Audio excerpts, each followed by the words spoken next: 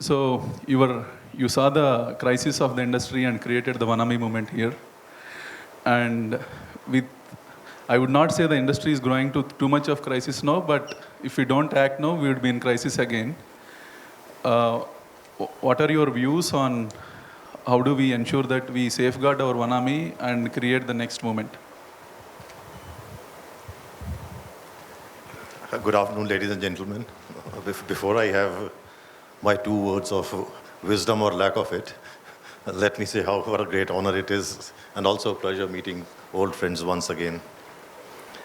Now, first I want to dispel any notion which has been created that somehow I was the person responsible for creating the Vannamei movement. If you have the permission, I'll just briefly tell you the story of Vannamei. And it's a bit of a absurdity also, because when I took over as Joint Secretary Fisheries in the year 2008, I didn't even know F for fish. So I had no idea, and I couldn't even eat fish, I couldn't handle the fish. I was, on my first day, the job chart had still not been assigned to me. So I just opened the computer which was lying on the table. And my predecessor, hats off to him, he had not deleted any of the files. So I was just going through some of the files, and there I found a presentation called El Vannamei. So I was intrigued by the name of the presentation. I actually thought it was the name of some South Indian film heroine. And it was that kind of a very stupid curiosity which made me open the presentation, and there I saw a shrimp. And I had a vague idea it was a shrimp. No, it so happened, it just, I don't know, a quirk of fate that I got fascinated with that presentation. And thereafter, when I started looking at the folders, papers lying there, and I think I have repeated this story ad nauseum to my SAP friends. There was a paper written by Dr. Santana Krishnan, which explained what Vannamei is and how critically important it was at that particular juncture. Now, that is where the journey started. So, you see, Vannamei, what is a Vannamei moment? It is just there was a crisis going on, and somehow the stakeholders were not able to arrive at a consensus and were at a loss as to how to handle the crisis. The story of Vannamei is not the story of growth of aquaculture in India. Story of Vannamei is more of a story of the challenges of governance in India.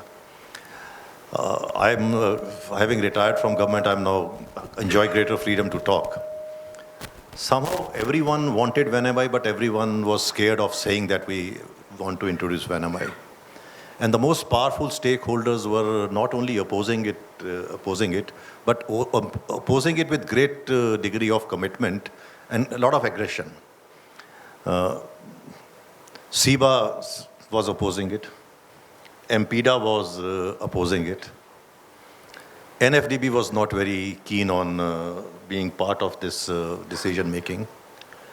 Nobody in the ministry was prepared to write a positive note as to why Vannamei should be introduced or why it should not be introduced. A large section of aquaculture farmers and hatchery operators were opposing it, and so were the seafood exporters. Now here we had 2 factions within the sector. One sector primarily dominated by SAP and to some extent Aisha, who were very keen that we take a decision on introduction of Vannamei. We had some kind of studies by way of 2 of the companies, BMR and Sharat, who had been allowed Vannamei culture on a pilot basis. Now this pilot had also been going on for 5, 6, 7 years with good results. So 2 companies were reaping the benefits of Vannamei production to the exclusion of the rest of the industry. To cut a long story short, the Vannamei movement was actually a moment of negotiations, bringing the hostile and warring factions on the same table, and at the end of the day, converting sworn enemies into good friends. And that is how Vannamei got introduced. So this is the background of the story. Now, Vannamei movement is basically how a crisis turns into a big opportunity, and if you grab the opportunity, how you can turn around the industry. Having said that, I think we should have moved on to the next stage long time back. We are already 1 decade late. We were more than 1 decade late in introduction of Vannamei, and we are 1 decade late in terms of the next Vannamei movement, if you can call that. And you yourself just mentioned that Ecuador has overtaken us. There was an article in one of the US journals, which I had also referred to, that well, while in the US Shrimp Olympics, India wins the gold and Ecuador the silver. But in global Olympics, now it's the Ecuador which has won the gold and it's pushed India to the background. We did not learn our lessons from Monodon. One of the reasons which I understand, and my understanding is based purely, Ravi, on interaction with you, Dr. Santana Krishnan, Dr. Chandrasekhar, Dr. Gupta, etc. So two of our friends in the morning were saying that we are not fisheries and aquaculture people. So I am also not a fisheries and aquaculture person. But one of the reasons and the crisis which plagued Monodon was the entire shrimp industry was dependent upon one species, single source of that species from the wild, close to negligible R&D or breed improvement program, etc., which led to this crisis. And that is the same mistake which we have been committing with respect to Vannamei, because suddenly there was a boom in production from, I remember 2008 or 9, it was about 74,000 tons was the total shrimp production in the country. The total seafood exports were to the tune of 2.7 or 2.8 billion US dollars. Now suddenly when the graph went up, everybody became very, very complacent about it. Vannamei also now has reached a stage wherein we are totally dependent upon imports for our inputs and exports for our outputs. So I would say the next Vannamei moment should not be merely in terms of introduction of species. It should be in terms of capturing the huge domestic domestic base which we have. It was mentioned in the morning, and I think there is no harm in repeating it ad nauseum, that now we have got the dubious distinction of the most populous country in the world. So that distinction is dubious. But the good distinction is we are also the biggest consumer base in the world. So that is what we should capitalize on in terms of capturing the domestic market. Sreeram, you use the word global trade. I would say remove the word global and look at only trade. MPDA, it should remove the word exports from it and look at it to trade as it is. Now, how to develop this domestic market is a challenge. It was mentioned in the morning session, but I don't agree with the speaker that the government has to be at the forefront. There has to be a government policy to develop domestic market. Government policy only has to be empower the industry to capture the domestic market. That is what the government policy should be. Now, before I just hand over, one of the reasons for the success of Vannamei and shrimp industry is, and which I keep repeating to my friends in the government, and I think Mr. Sinha and Suvarna, well, you may take it or leave it. One of the reasons for success of shrimp is that it was not infused with any direct subsidies. Agriculture sector gets huge subsidies,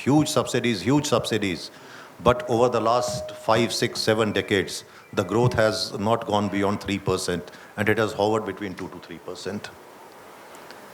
Aquaculture globally is the fastest growing food industry, and even in our country, in terms of all the food production sectors, aquaculture has been showing the finest growth. And within aquaculture, it is shrimp which bears the crown.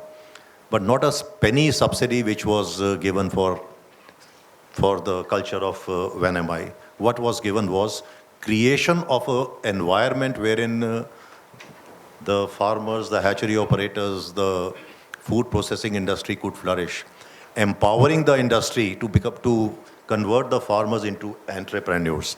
And that is, I think, what we should be looking at when we talk in terms of the entire aquaculture sector. And I think Madhusudan Reddy mentioned in the morning, and again I would repeat it. We are, time and again, we are confining aquaculture only to shrimp. We are not looking beyond shrimp. And the public debate and the space in terms of development of aquaculture has also been dominated by shrimp. No doubt shrimp would be at the forefront and would always be in a leadership position. But ironically, The Prime Minister's Matsya Sampada Yojana 250-page document, the first draft I saw, I don't know what the final draft is, it does not have word shrimp anywhere in it. And none of the 250 pages you find a mention of shrimp.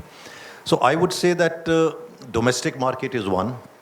And second thing is looking at trying to influence policy in terms of extension of the benefits of agriculture sector to aquaculture shrimp sector should be insisting upon policies which enable the sector to get its own space to develop and to flourish. That would be the best alternative.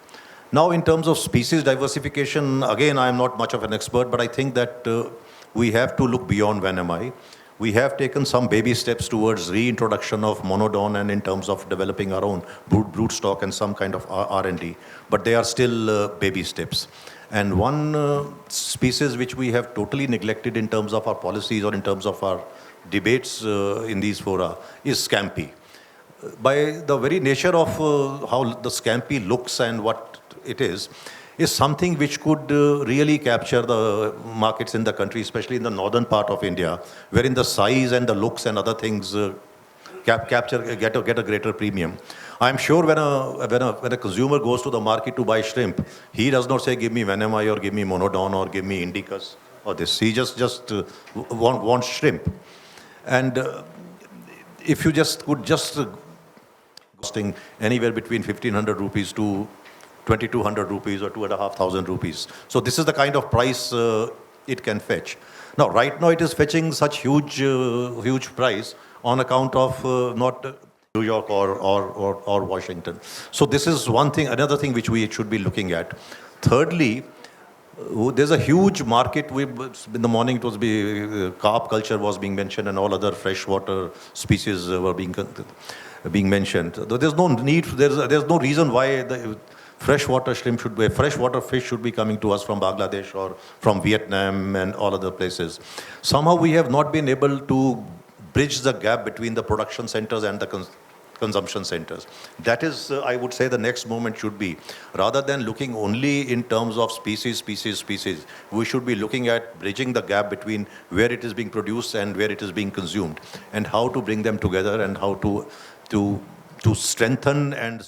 Adhar Sinha, sir, you have been Telangana after forming of new state and construction of new irrigation projects. You have surplus water and aquaculture has been growing. The main advantage you also have is you have a main consumption center, Hyderabad, which is in the middle of the state. And Telangana also has named Marrel as their state fish. As salmon is Norway's, salmon is referred to Norway. Globally or India-wise, how do you foresee that Kormenu can be the Telangana fish? Good afternoon to all the participants and my co-delegates, co-panelists. I would agree with Mr. Tarun that we should not be any species specific.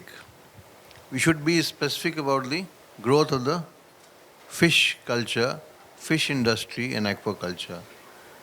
And when we talk of Telangana, because we are obviously holding this food conclave in Telangana and the Blue Revolution Telangana, we would say that Vannamei movement in Telangana has already come and it's already reached its peak. When our Honorable CM, with the formation of Telangana state, and our Honorable CM launching this irrigation projects, as you also mentioned. So now there is so much of water everywhere. With that inland fishing or inland water bodies are plenty.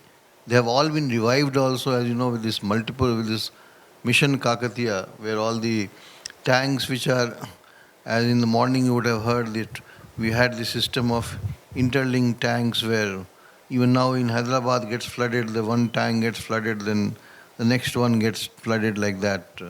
So this has been revived, and we have so many thousands of, without going into statistical details, I have the statistical details here, without going into statistical details, so the leadership and that vision that fishing can be taken up in Telangana, and irrigation, development of irrigation is not only for the sake of developing irrigation infrastructure and for providing water for agricultural purpose and for hydroelectricity to some extent and for drinking water, because Hyderabad needs a lot of drinking water, and one of the main sources of drinking water are the big irrigation tanks like Nagarjuna Sagar and Godavari Basin.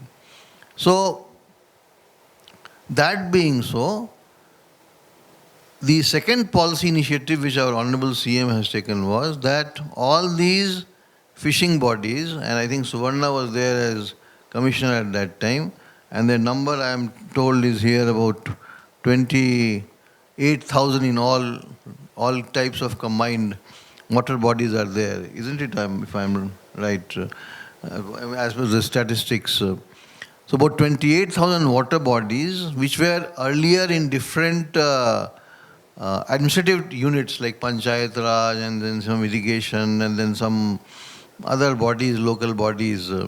They were all handed over to Fisheries Department for unified fishing policy, where the Fisheries Department had a right to promote fishery activity or aquaculture. So as a result, instead of the Fisheries Department going and asking each department that please give us permission, we'll put some fish seed and fishermen will do, or some local political pressure being put on them by the local fishermen community, this became a statewide policy.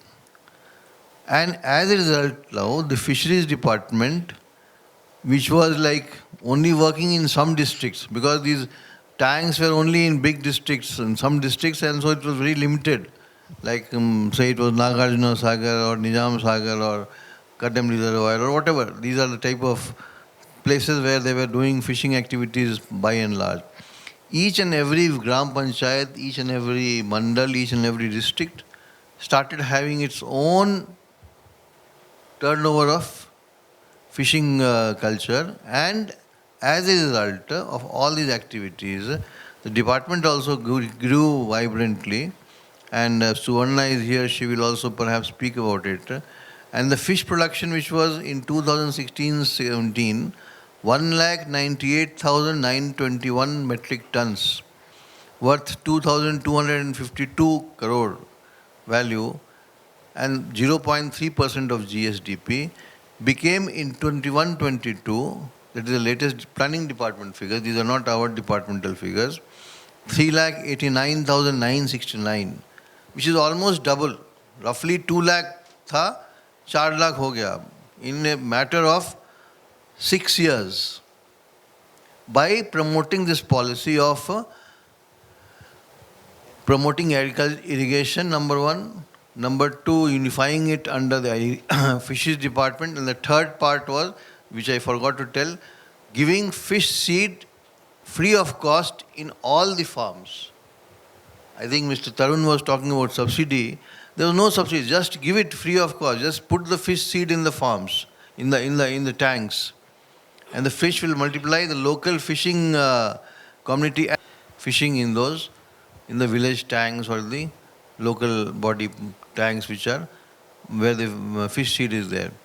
And now some more activities have been done as a part of this policy initiative, that fishing has become such a lucrative industry now, that now we are trying to diversify into the retail market. This is regarding the production. So already we have doubled the production. Now we have to start selling it into the local market. And for that we are now doing another sector of activities, which will perhaps be the next Vannamei movement, where a lot of women self-help groups are involved, of these fishermen communities only. So their women folk only are coming forward, and they want to now start up startups, set up fish biryani, cloud kitchens, and all those type of things are now being planned in the coming days. And in the final point, I will conclude. Only you saw the aquaculture in hub in Rajanna Srisila district being launched by the honorable ministers, and this will have as they were saying, about 1 lakh metric tons will be the capacity for production here, which is 25% of what we had been able to do, or 50% of.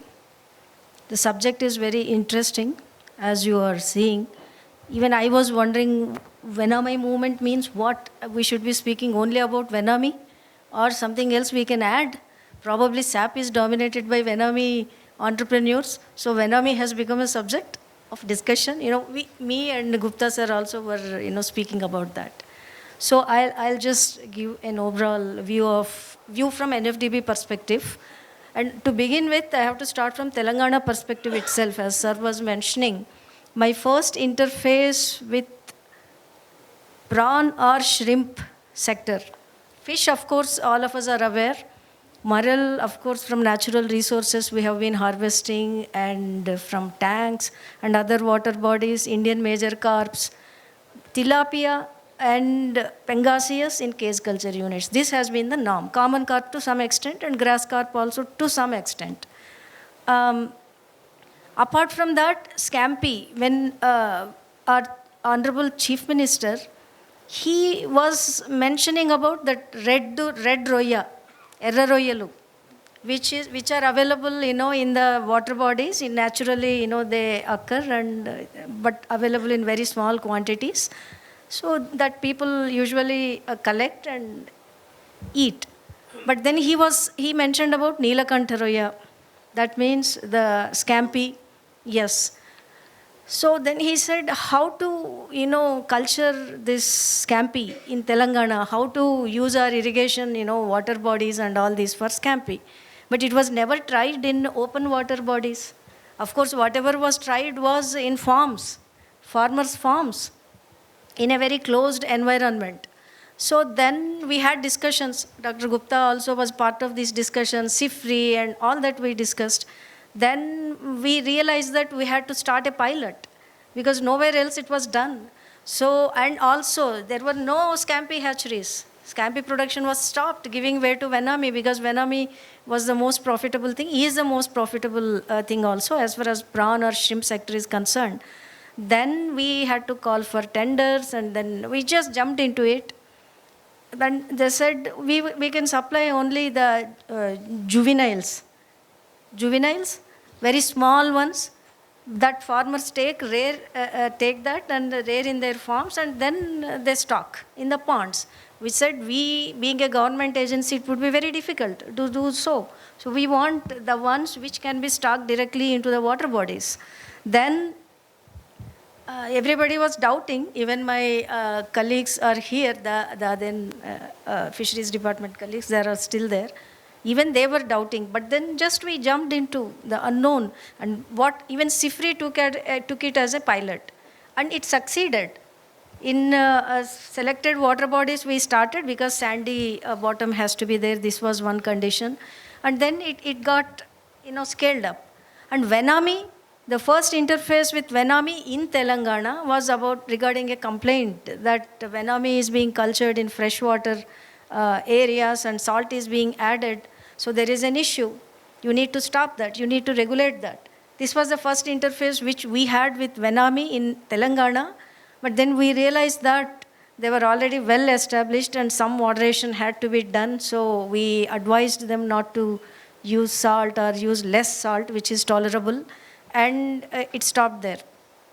And when we came to now case culture and all, already you are aware, Mr. Altaf also is there. I do not want to dwell much on that.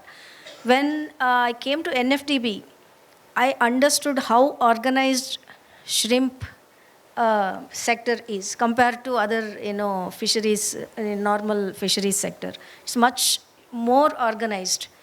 The associations are much more systematic. They function very systematically, as I can see now.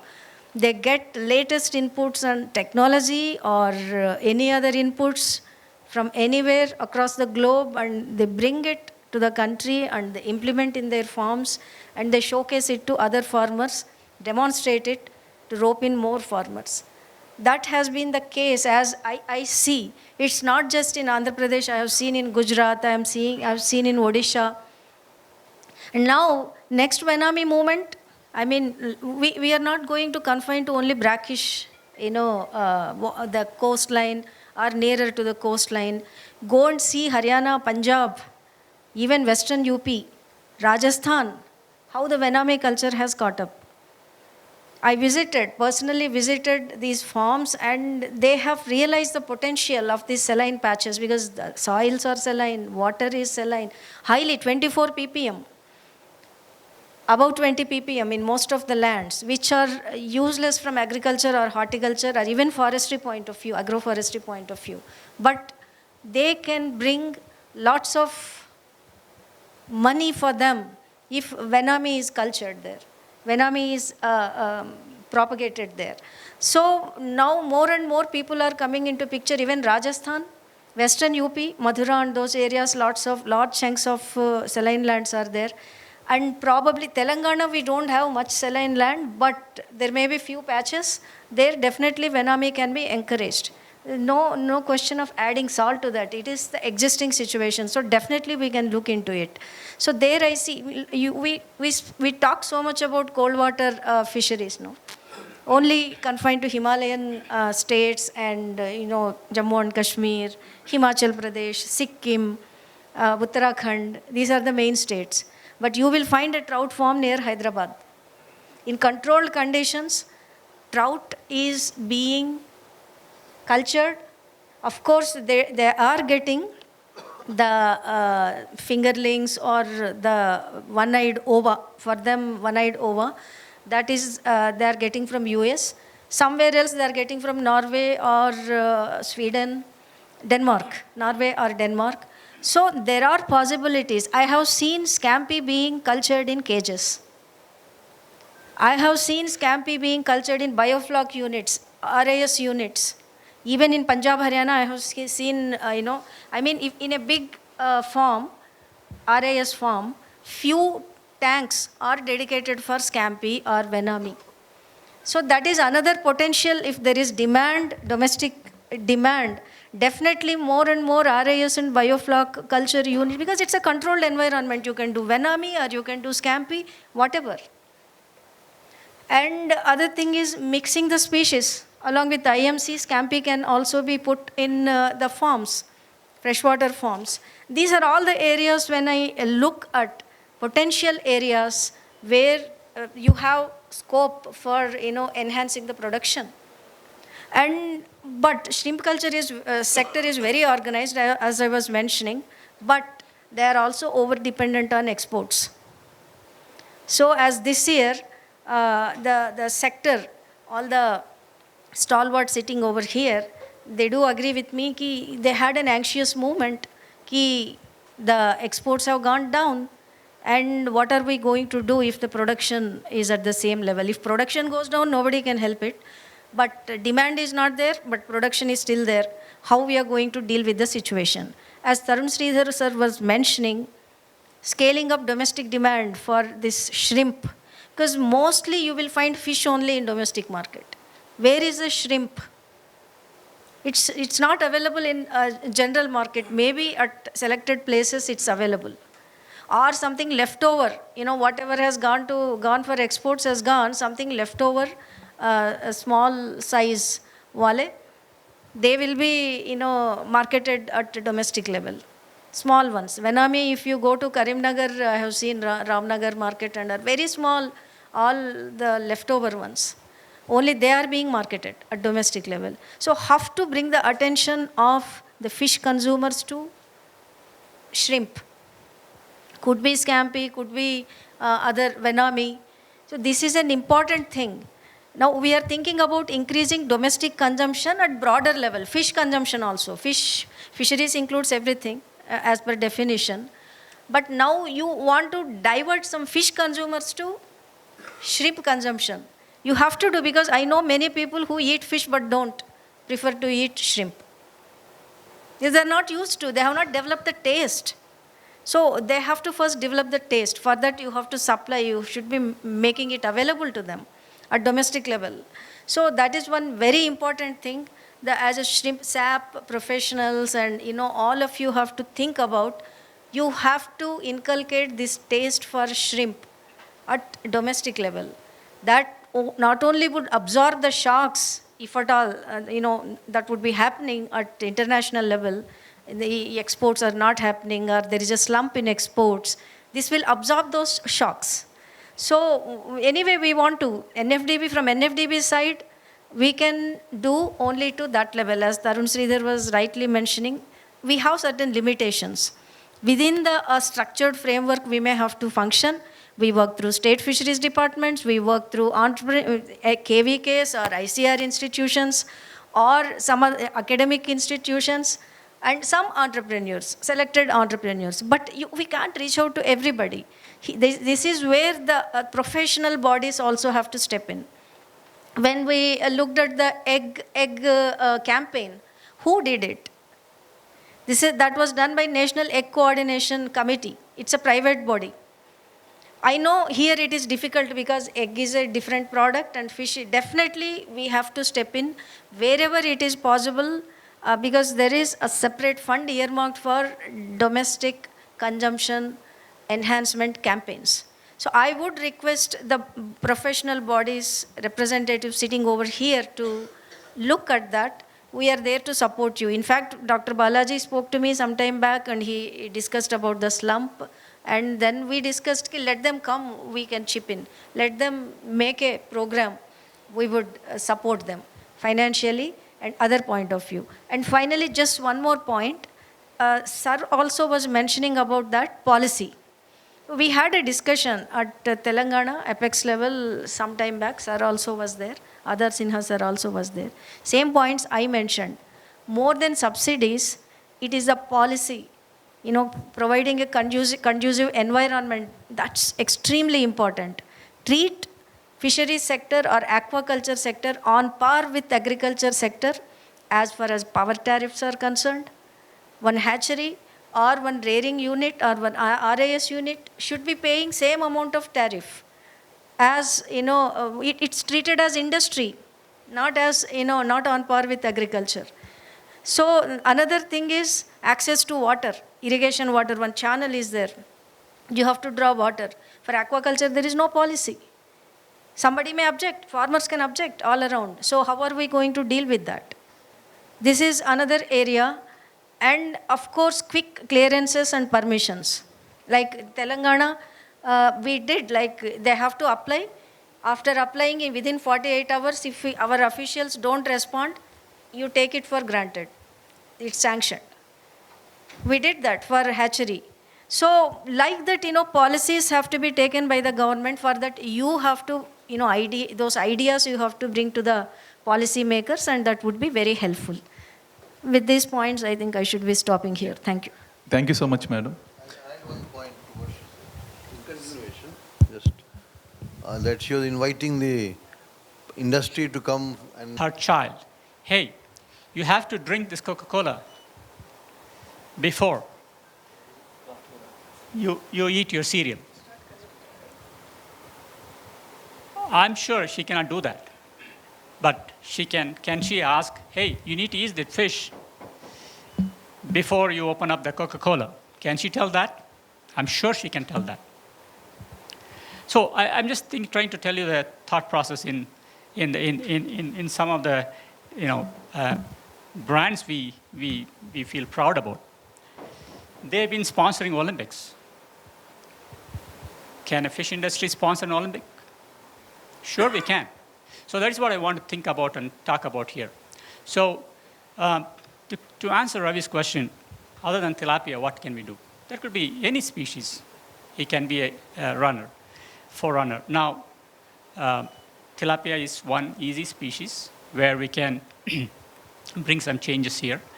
There are many contenders like Asa. They have few species, as the speakers mentioned, few species already. It's not about the species. It's about the principles, what we need to think about. Now, farming principles are pretty much same for all species. We have learned our lessons. Have we? Really? Still we see calamities happening around the world in farming industry. Why are we not learning? Can we learn here in Telangana? Sure, we can. We have a great pool of audience and speakers having experiences. Can we put things together? Can we do a sustainable farming? So that is what we need to, I wanted to all urge you. Whatever you do, whatever species you do, think sustainability. Can you leave something behind you for the offsprings to come? Can we do a regenerative program? We can. So, being said that, how do we do this? All this information. So we have a lot of information. We see in Lake Toba, the farming communities are, now suffering. Why? Can we put some policies based on that studies? So all these things, we have a lot of things in front of us. Can we use all of that? We should. So our company, yes, we are the largest importer of tilapia and distributor in the world. We have learned some few things. I'm happy to share with people who wanted to talk of this meeting. There are a lot of experiences we can talk. So I just want, coming from the marketing side, I just want to throw out that, whatever we do, let's do it properly, where we keep sustainability in our mind, where we can leave some legacy behind. Thank you. Thank you, sir. Tarun Sridhar, sir, one of the greatest learning from Vannamei was we were just reliant on foreign rootstock. And we didn't develop our own genetics. Like Atmanirbhar Bharat, this is the time that we develop our own genetics. Probably even for other fishes as well, we start now with what is available. But there has to be a public-private partnership wherein someone owns these genetic programs to ensure that there would be sustainability in the growth of, in the production growth of fisheries. What are your views on this? I think it's a very valid point you have raised. So let me put it slightly in a different perspective. Because I was, I would take off from what Mr. Sinha mentioned in terms of Telangana promoting reservoir culture, this cage culture in the reservoirs in a big way. Now there's a lesson to be learned from here. Again, I'll just go back in history. We all talk of Vannamei. But when Vannamei was introduced, once Vannamei was formally introduced, the notification issued, the protocols issued, the guidelines issued, the Nelankrai quarantine setup, along with that was launched this cage culture. I recollect it was again a very slightly absurd and amusing situation. Just, I was Joint Secretary Fisheries, the Secretary called me. He said that government has today in the cabinet announced 800 crore rupees allotment for National Mission for Protein Supplements. And they've asked our department to absorb 200 crores. So, can you do it? I promptly said yes. Who doesn't want money? I said okay. And I recollect I just called up Dr. Vasudevappa. He was the holding charge of Chief Executive NFDB or maybe Senior Executive Director. I said come over to Delhi. And within 2 or 3 hours flat in my room, we sat and scribbled something and conceived this cage culture. I think we selected 8 or 10 states, Jharkhand, Chhattisgarh, Maharashtra, and then Andhra Pradesh. They took it up. And believe me, I don't know, SAP talks of only Vannamei and shrimp. Jharkhand did exceptionally well in terms of development of cage culture. So when we talk in terms of Vannamei moment. Vannamei moment is not about Vannamei or promotion of Vannamei. Vannamei moment is a tipping point. Is a tipping point when a particular sector or industry can really take off and really grow exponentially. So cage culture happened then. But why? Yeah. But why is it that the cage culture did not grow as it should have? That is where public-private partnership comes. Cage culture was something conceived by 2 of us. One bureaucrat, another professional working in a bureaucratic environment. And we just pushed it. Jharkhand succeeded because Jharkhand was typically also grappling with this problem of youth moving towards Naxalism, other things. So they promoted cage culture not only for the purpose of fish production, but also weaning away the youth from those activities and engaging them in something. So Here was a private-public partnership. It became a success. And I'm very happy that Telangana is coming up in this big way, because the next Vannamei moment as far as freshwater aquaculture in this country is concerned could be this cage culture. And the last of the hunters would become the farmers. Instead of taking your boat and roaming around the reservoir looking for fish, here you would get that. So that is public-private partnership could be very important. At the same time, detailed protocol and guidelines for tilapia were introduced and pangasius was introduced. Again, they were introduced in the closed four walls of Krishi Bhavan. Guidelines issued, sent. Now I have done my duty, now it is up to you. Vannamei had engagement of research institutions, engagement of farmers, engagement of hatcheries, engagement of SAP, engagement of each and every stakeholders, and a continuous engagement, and that continuous engagement brought all of them on the same platform. And as I said earlier, the enemies became the best of friends. Of course, they didn't start marrying in each other's families, but for the limited purpose of Vannamei, they came forward. So next Vannamei moment could be a continuous engagement of the industry with the government. And I know this engagement can be extremely frustrating, but still, you have to continue with this engagement. We are in the food conclave here. Now we have dairy, we have poultry, meat industry, we have fish, we have oil seeds. I do not know about oil seeds, but in none of them I find any presence of the ministry here. There is no presence from the people who have to actually make policies and take these forwards. This is what is lacking, and this is what the strength of Vannamei would be. If you want next Vannamei moment, it doesn't have to be one moment. It have to be continuously one moment after another. So initiative has to come from you to engage them. And as you said, public-private partnership is a very good buzzword. Sounds good in seminars and other things. You have to actually translate into other things. And secondly, to all the scientists sitting here and the professionals sitting here, we will have several Vannamei moments if we also blend our native traditional wisdom of our farmers and of our fishers, etc., into our scientific practices. Lastly, there are several points I was just jotting down. Lastly, just two more points. As an industry, when you demand, don't demand subsidies, I would say. Demand investment. And when you demand investment, not necessarily public investment. In the morning also, access to investment at the rates, at the terms and conditions which are pragmatic and which are business friendly. Lastly, sorry, I always say lastly and I keep going on and on. Lastly, create good ambassadors and advocates for the sector.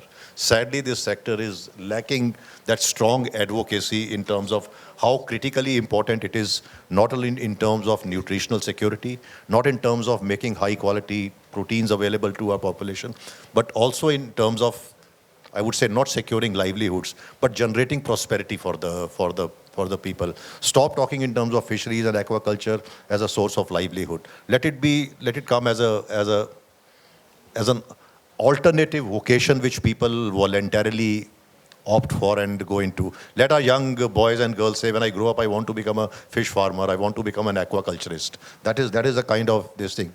Stop talking in terms of we produce these many tons of fish, we exported this. Talk in terms of value.